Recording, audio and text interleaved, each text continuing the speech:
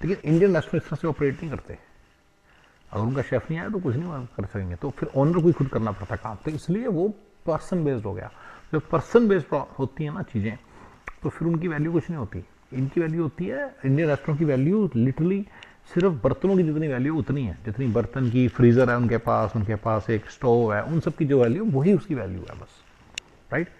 तो इन्हीं रेस्टोरेंट्स ने कई बार शुरू में अपने उसको रेस्टोरेंट को आपकी सॉरी इसको रेनोवेट किया होता है, राइट। पैसे खर्च होते हैं 1-2 लाख $, वो इनकी इन्वेस्टमेंट है जो gone in to the drain है, कभी रिकवर नहीं होगी।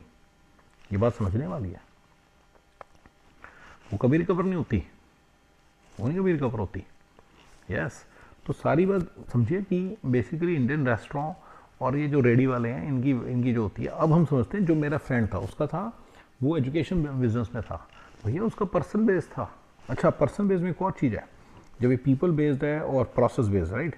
जो जो जो जो प्रोसेस बेस्ड है उसमें एक और चीज़ समझनी है, हर चीज़ fully legal compliant with law होनी चाहिए, एक्सट्रीमली कंप्लायंट विद लॉ। मतलब कि अमेरिका में तो मैं बता रहा हूँ ना, कंप्लायंस अचीव करना ऑलमोस्ट इम्पॉसिबल है, इतना ज़्यादा है यहाँ पे, राइट।